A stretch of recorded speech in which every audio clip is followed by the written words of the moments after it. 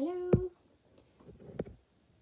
Just give it a couple of minutes to check it's working and get the sparks out of the way.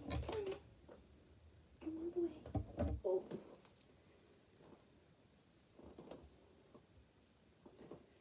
I'll just introduce Sparks. He is my Cornish Rex, 12 years old.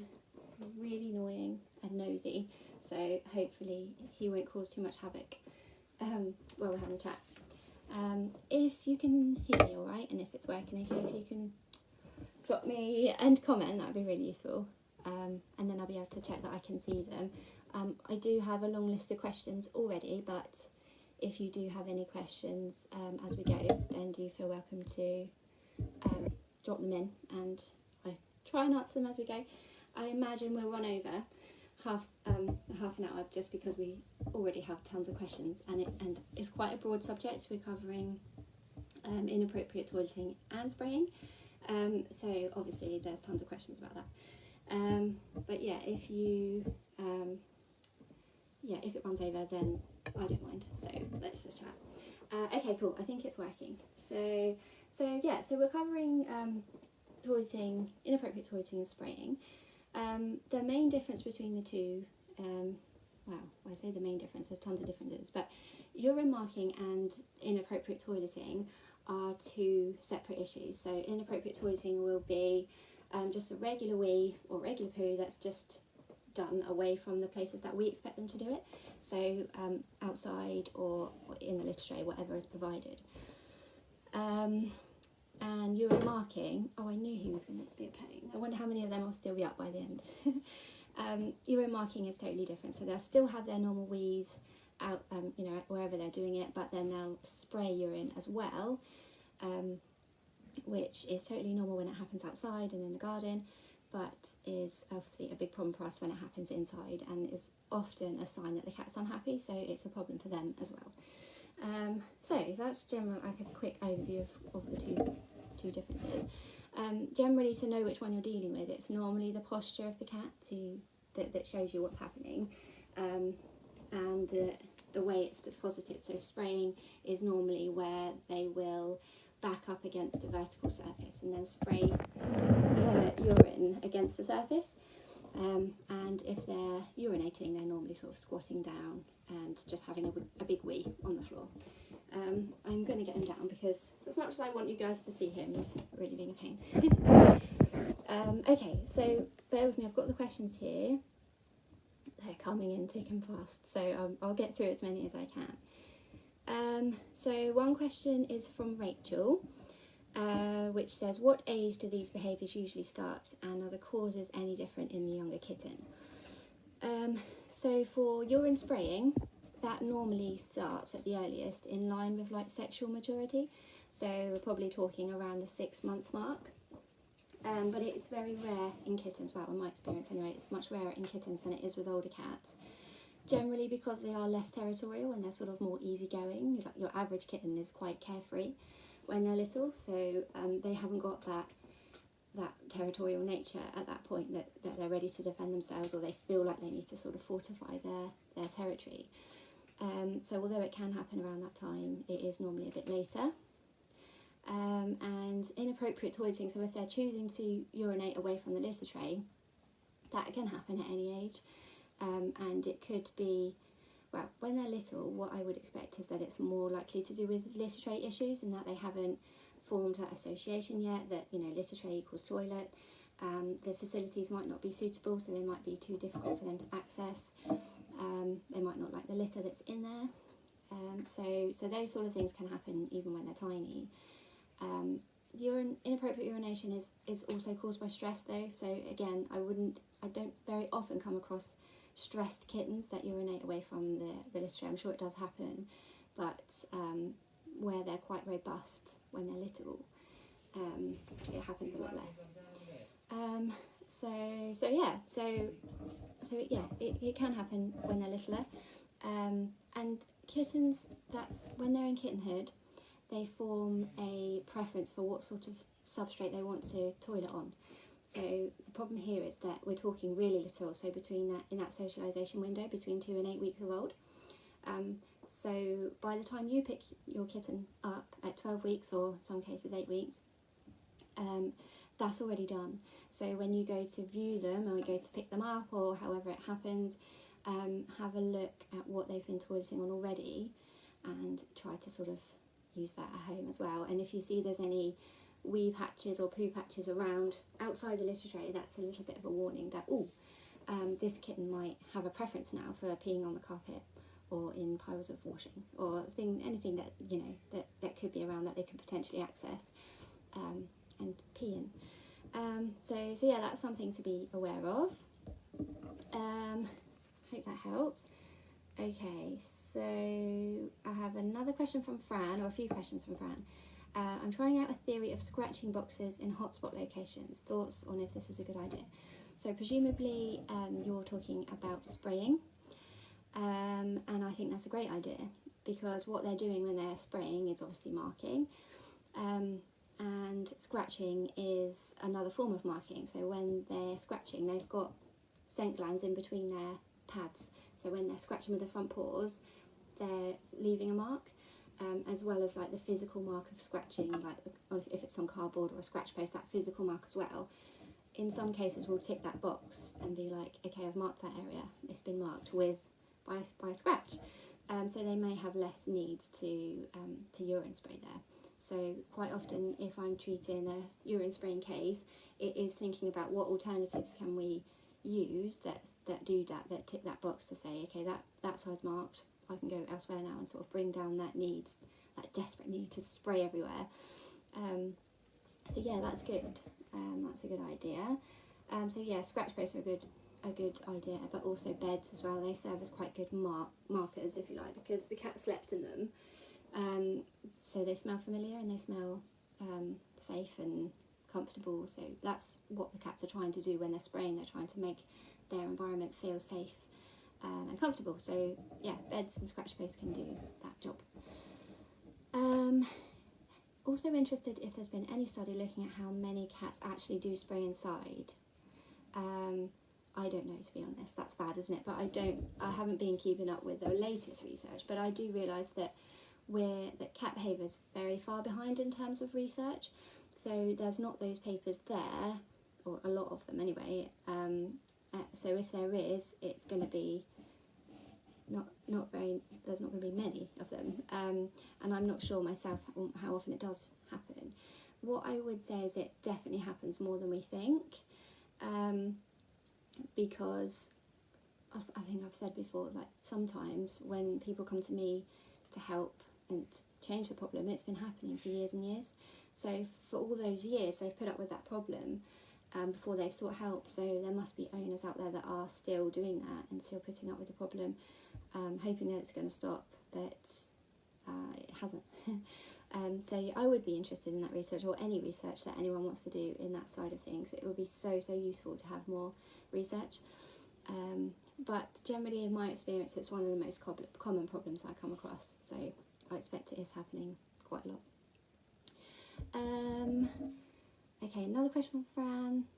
Have you had any negative reactions to pheromone diffusers? My sprayer hated them, made him actively avoid where they were located, and I wondered if synthetic pheromones may therefore actually potentially have a negative effect from being a non-recognisable source. That's interesting. I have had people that have said in the past that their cat has sprayed on the diffuser if it's positioned, you know, when the sockets are they're like at cat butt height. So they've been sprayed on. But what I sort of took from that, and this is based on nothing, is that it's warm.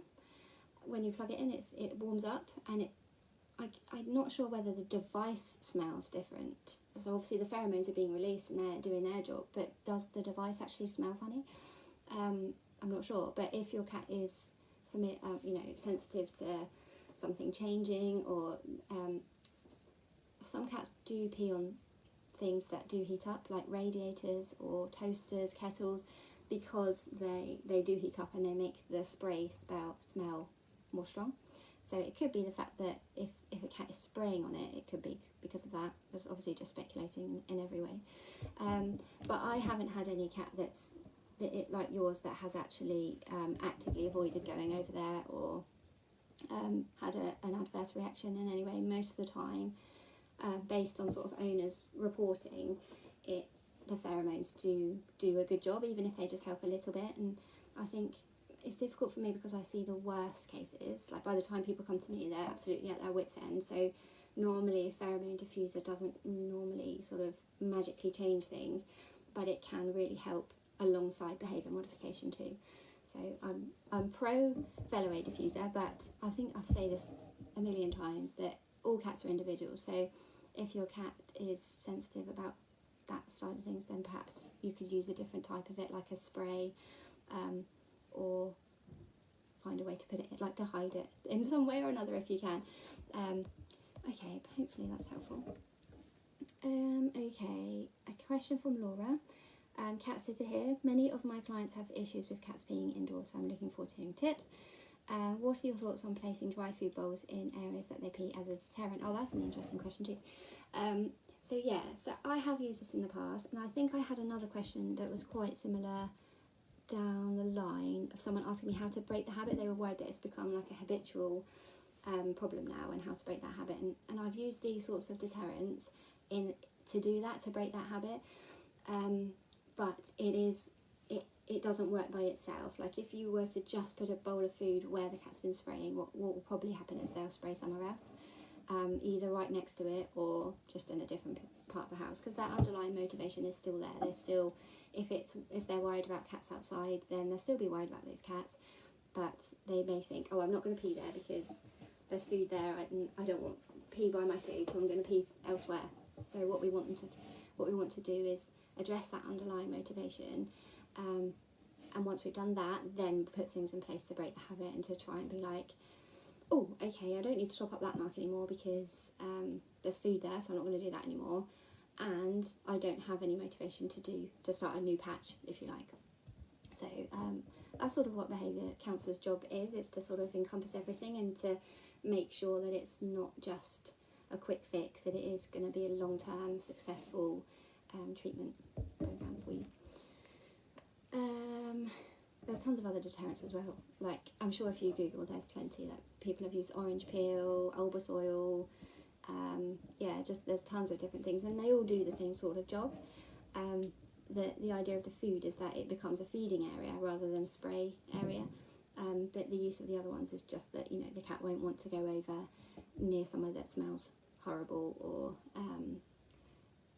is the citrus smell, that side of things. So you'll be much more successful if you try to make that area feel like it's part of the territory and that it is a comfortable and familiar place, rather than it's vulnerable area, then it's at risk from these other cats outside, or whatever it is that's stressing out the cat inside. Okay, so another question from Lucy. I have 3 cats and my housemate moved in about 7 months ago, bringing her 2 cats. Prior to that, there was the odd incident by the front door, but since they moved in, they have been peeing and pooping all over the house. Try our best to clean it up and have tried using pet remedy plugins, etc. But it's still happening, wondering if it might be... Oh, so this is the habit question, so I wonder if it might be out of habit now. So potentially it could be out of habit in that what spraying is it's a territorial behaviour, which we know. And if it's happening outside, then that is habitual. That's what they'll do. They'll wake up in the morning, they'll go out, they'll patrol the territory, leave those marks wherever they want to, and that's totally normal. That's what most cats will do if they have access outside. What's happened is that has just moved inside because they feel as if this part of the territory is just as at risk as the outside in terms of other cats coming and going. So you've got 2 new cats that have moved in. The social pressure in the household is already tight because you had 3 already, so now you've got 5 cat household, which is going to be difficult for them to negotiate and manage. So it could be habitual, but like I say, I would, if I was you, focus on improving the relationship between the cats, helping everyone feel like there's no competition, there's plenty of space, like you're making the most of all the space that's up high as well as down low, and all the different bedrooms and whatever space you've got available. And once you've put all that in place, then you could try breaking the habit. So using those deterrents if you can, giving them additional stimulation to make sure that they're stimulated and you're breaking that routine, that going around and talking up the marks. It's very complicated, doesn't it? It sounds really complicated and say it like that, but hopefully that will be helpful. Oh, okay, so this is Rachel. She is a cat sitter and she's coming home twice a day, obviously smelling of other cats, and thinking this has contributed to my very territorial cat spraying indoors. We have pet remedy plugins in 5 areas of the house and tried to change it as soon as I'm home, but the cat still sprays indoors. He's 18 and I'm thinking it's a behaviour which I should have tackled much earlier. Oh, yeah, I mean, it feels like you've got a really good understanding of what's happened, in that you are coming home smelling of lots of different cats and bringing those smells inside his territory. And cat territories are defined by scent. So although he knows this is his home, like he can see his beds and his spaces, it is being invaded by the smells that you are bringing in. So I think in terms of how to manage that, you are doing what you can in terms of trying to change as quickly as you can, wash your hands. I guess the only other thing you could do is, well, I don't know, I was going to say change in the car, but that's not really practical, is it? It's just one of those catch-22 situations. I think if you're a cat sitter, it's the same for me. Like, you go out and you come home smelling of different animals. I'm sure there's lots of people that are in the same boat, but if you've already got quite a territorial cat on your hands, then they are more likely to spray inside, and if it's quite a long-standing problem, it's really hard to break the habit. Things you could look for is if there's any pattern to his behaviour. So is it happening as you come in? So he smells you, he feels worried, and then he goes and sprays. It doesn't really help, but at least it gives you some idea of how it's developed and how you can manage it. Or is it happening at other times? Like, perhaps is he seeing any other cats through the windows? Are there any other stressors that you could work on that would bring down his overall stress level and help him feel a little bit more safer? But yeah, that sounds really tricky, but hopefully there's some things you can do to work around it. Okay, question from Nicola. My 12-year-old Berman suffers with constipation and had a bad time recently, which made her have a complete aversion to all litter trays and litter types. Oh no, even just newspaper on the floor. Do you have any advice on helping her to overcome this and enjoy using the tray again? She's currently going outside for toileting, but this isn't ideal to keep an eye on her. Oh, okay. Okay, yeah, so I would have a think about why she's going outside. So is it the fact that she likes to pee on the soil or the gravel or the grass or whatever it is that she's going out there to do? Or is it that she's trying to get away from something inside, like she's not comfortable toileting inside? So it clearly is an aversion to the litter tray because she was poorly, but she is, like, why is she going outside? She's not toileting on the bed or in like a private area somewhere inside, which is really common in these sorts of situations. So you could try to bring in some of the outside substrate and put that in a litter tray inside. So whether it be soil from the garden or if it's gravel or grass, whatever it is she's choosing. It'd be a little bit messy at first, but if you could just encourage her to use that, and then you can swap that out for a more regular litter when it comes to it. In terms of what tray to use, I guess you've tried lots of different ones, seeing as you say she's taken aversion to all of them. But generally, if she's choosing to go outside, have a look to see if she's going like behind a bush or in like a little secluded place, or is she going right out in the open, because that will give you a sort of idea of what she would prefer, like what she would choose. And then you could have perhaps an open tray as big as you can get, and it will just tell you where to position as well. You could position it in more of a secluded place so that she can tuck herself away and go there. And again, I would just advise as well to bring down any stress levels that she might have if she's experiencing any stress in any other places.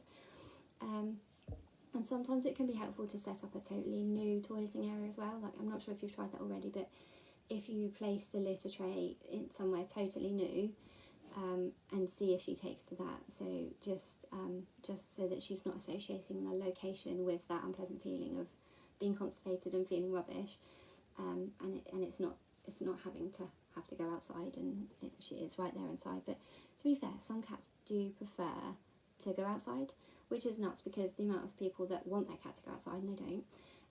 But for some cats, they don't want to do it in their houses.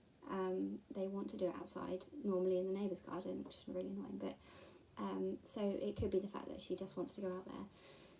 which, yeah, isn't ideal, as you say, if you want to keep an eye on her, but the best you can do is give her the option and try to sort of replicate what she's using inside as much as you can. Okay, so I've got one last question here. So I've got a client from Kimberly. I've got a client to ring tomorrow who has a new kitten who scratches in the tray and then defecates outside the tray. She's wondering if it's poor litter training. Going to get basic questions to give first aid advice. And there are other cats there too. So yeah, there's lots to explore there. One thing that always comes to mind when people say, so I'm not sure if the kitten's weeing in the tray, but when I often see cases where they'll wee in the tray and they'll poo right next to the tray. But what tends to be the case there is that they want two separate areas, one for pee and one for poo. That's even in like a single cat household, they'll want to have two separate trays normally. And my cats are the same, so I have two cats and I only have two trays, which I know is a bit naughty, but they haven't got any toileting issues. But they'll both pee in one and both poo in another, so we've got the wee tray and the poo tray. So there's a little bit of evidence there based on a sample of two. But yeah, so if she does have just the one tray, then I would definitely check out or suggest having an additional one, or particularly if it's a multi-cat household, yeah, she definitely needs to have more going on.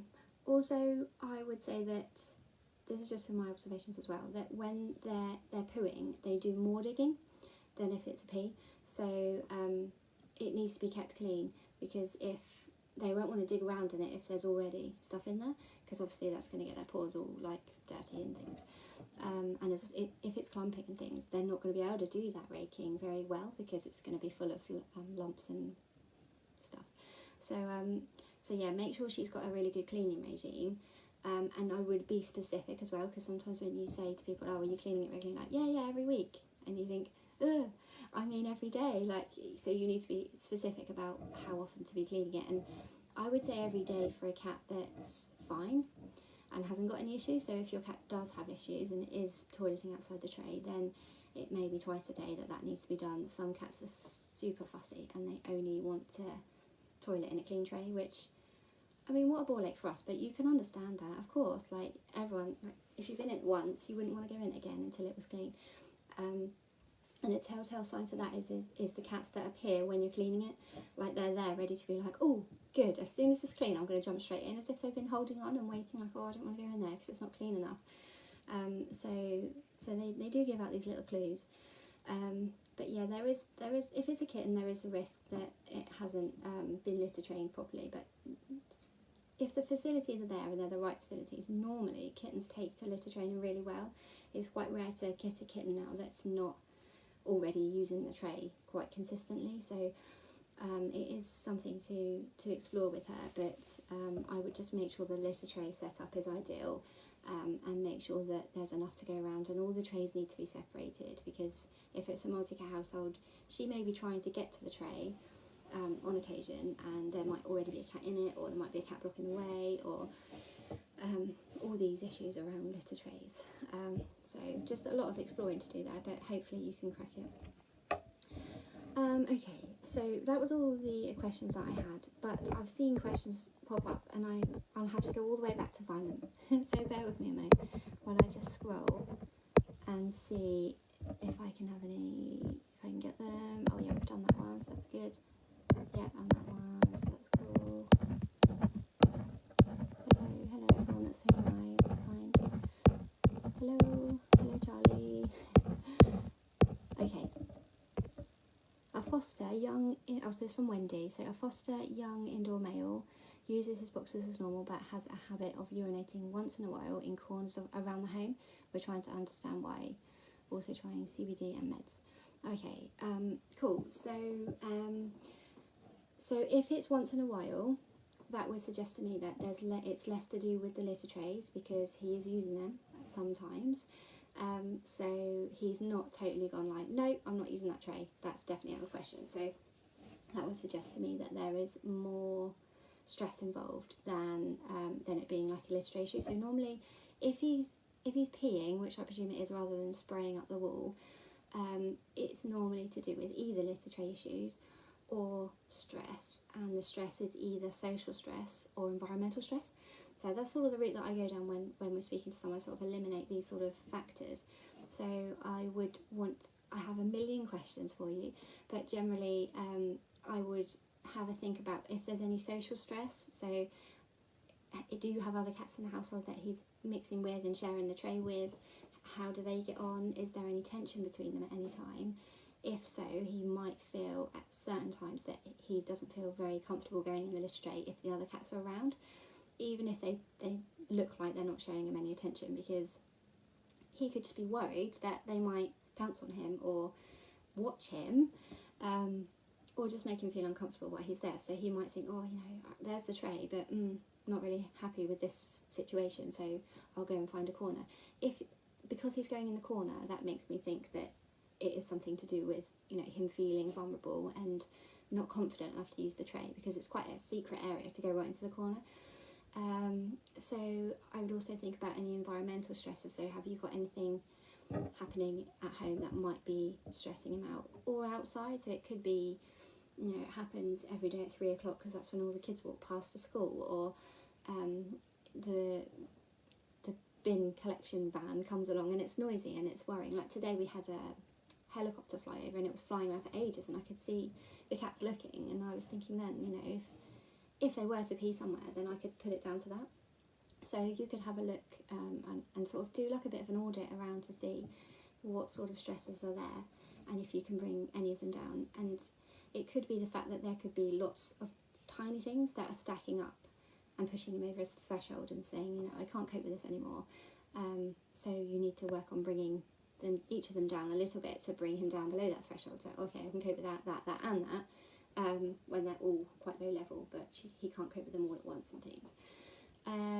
So yeah, I'm not sure if that is helpful, because there's so much to explore, but hopefully you will be able to pinpoint something that will be helpful.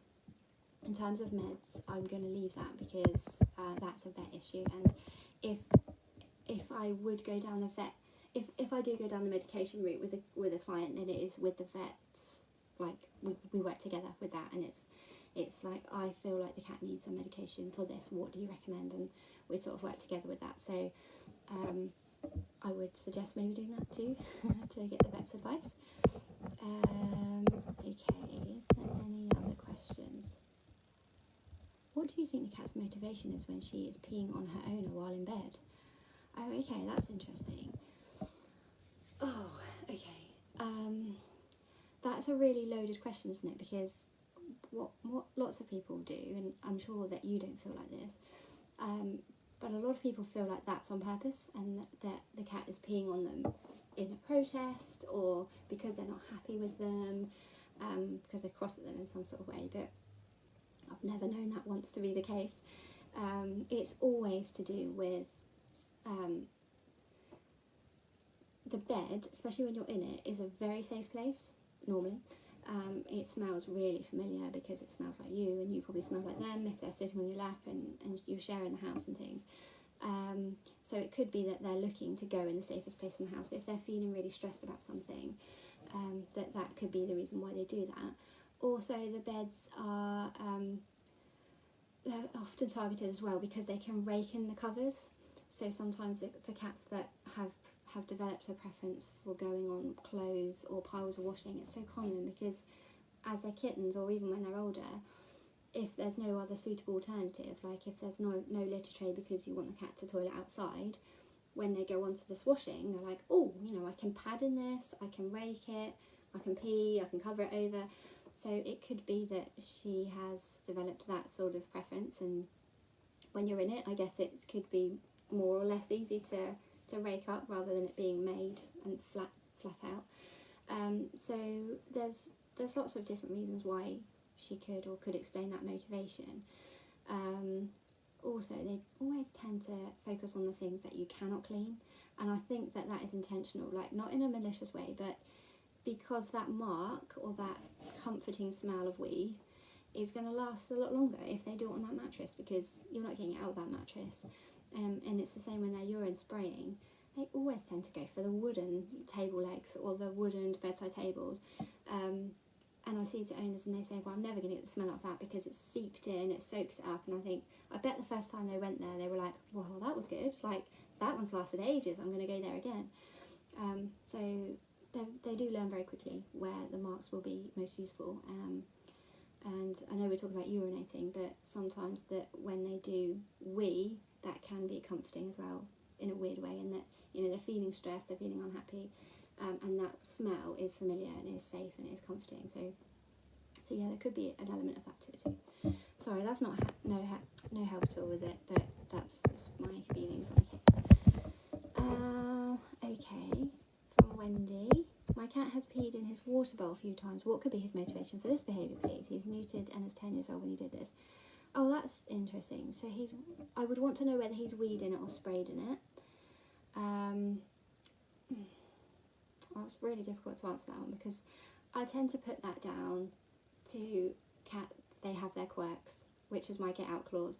I've had cats that have peed in cereal, like the owners put cereal and milk in a bowl and the cat's come along and peed on it. I've had cats that have peed on their owners as they walk along the back of the sofa, and they've just peed, sprayed against the side of their head, up legs, anywhere really that they do. I feel like nothing's off limits is what I'm trying to say. So I don't know what his motivation was for that. I can't imagine it has anything to do with the fact that he was trying to change the water. Perhaps, I don't know. I literally don't know. Perhaps it could be that the location of the water bowl was quite a vulnerable point for them. Like, was it near the litter tray, or was it near a window? Was it near a cat flap? You could think about the location of the bowl when it happened, and perhaps it is more to do with that, and the bowl just happens to be in the way and just is there. So yeah, I have a million more questions for you as well, but it would be so interesting to have a case with you so I could find out more. Okay, so a question from Elle. Hey Lucy, I need help with my sister's cat. I've come to the end of my knowledge. She has been cleared of medical problem. She defecates 2 to 4 times a day outside the tray. We have tried different types of tray. Litters, changed positions. She has been on fluoxetine for 12 weeks now. She has done this since she has had her. So we went back to basics and did litter training again. She's a nervous cat and we can't seem to break the pattern. It's always within about 1 metre of the tray. I may just pass it your number. Okay. Yeah, it does sound like a really complicated and quite a long-standing issue. So the problem there is that there could have been one single cause right at the very beginning that you could have pinpointed, and that will give you some idea of what's happening. But now it could be that there's lots of different things factoring in. It could become more habitual, and it depends on like your responses around her. Like, how do you respond when she does that? Is that affecting it? Is she doing it for attention? Is she doing it? You know, it is easy to get cross at them when they do that, so that can factor in as well if they're feeling like they're in trouble. So there's tons of different things to try, but if you have genuinely covered all litter tray issues, then I would again look for any potential stressors, because if they're feeling stressed, then they may not feel confident enough to go to that litter tray and use that. They may want to go in a secret place, and that's their toileting behaviour just goes haywire, doesn't it, when they're feeling stressed. So try to pinpoint any stresses that you can, especially if she's nervous. It could be anything. It could be something so minuscule. But yeah, again, it's thinking about the social side of things. It could be cats inside the house she shares the house with, or outside that might be potentially looking in and intimidating her, or anything environmental. Which I say environmental, it could be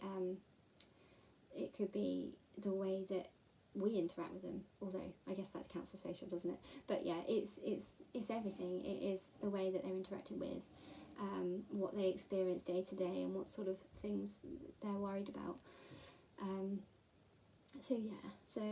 I'd be happy to speak to her or you if you wanted to talk in more detail. But the point of a behaviour consultation is to drill down into those very beginning, like right at the very beginning, and see was there anything at that time, and to talk it through. And sometimes just the process of sitting down and talking through it in as much detail as we can does ping up an answer and think, oh, okay, yeah, it tends to only happen, you know, like when the other cat's around, or when you're out at work, or I don't know. But it sometimes does pinpoint the issue, and then it's a little bit easier to get on top of. I'm glad you said that about she's been cleared of medical problems as well, because I should have said obviously at the very beginning. Every case that I see has already had the medical check, so they've had a good thorough examination, and normally in most cases if it's a spraying or urination problem, they've had a urine test as well, so they've been cleared of any infections and horrible things.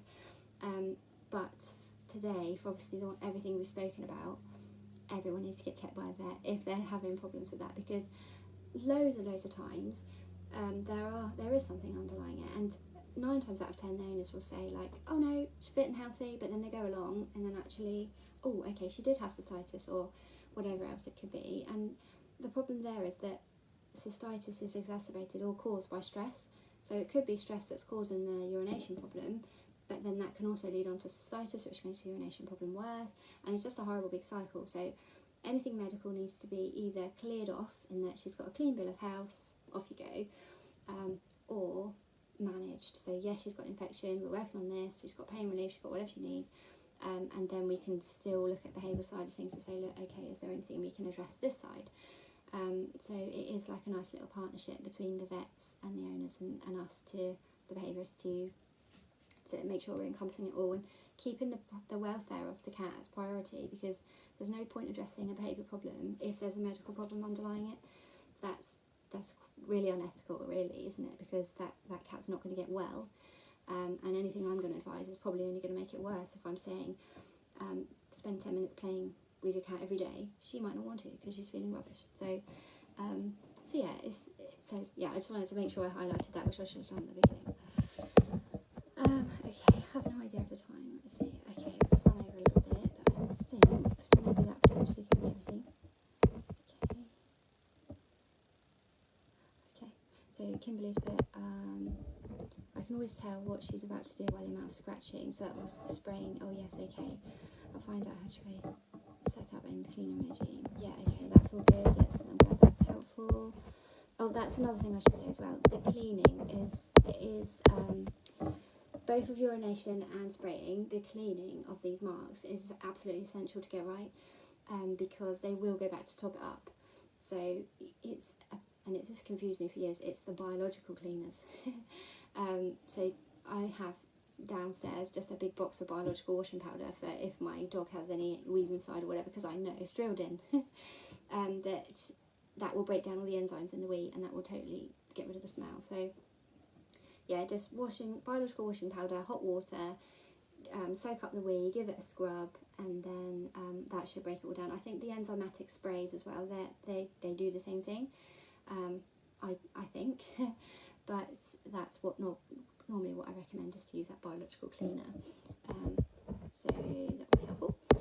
Okay, I think that's everything. So if I'm sorry, I feel like that was such a whistle stop tour. There's probably tons of things I haven't mentioned and would like to, but hopefully that's been helpful in terms of answering the questions that were sent through. I'm sorry if I missed any. I'll have a look back through the comments after, and if you've got any questions, if you're watching this later, do feel welcome to drop them in the comments then, and I'll keep an eye on and answer them then. But if you're having these problems, don't feel like you're alone. It is the most common problem that I come across, especially if we're lumping two into one, the urination and the spraying, and it can take over your life. And if you're in a position where you don't want people to come around because your house smells like wee, or you can't get new things because you're worried the cat's going to wee on it, get in touch, whether it's with like an ABTC clinical animal behaviourist that's experienced with cats and can help you, because we can get on top of it, at least bring down the amount that's happening, and there's so many people in the same boat, and absolutely heartbreaking to see. So we're here to help if we can. So do feel welcome to get in touch if you need to, but thank you for watching, everyone, and I'll see you again. Take care.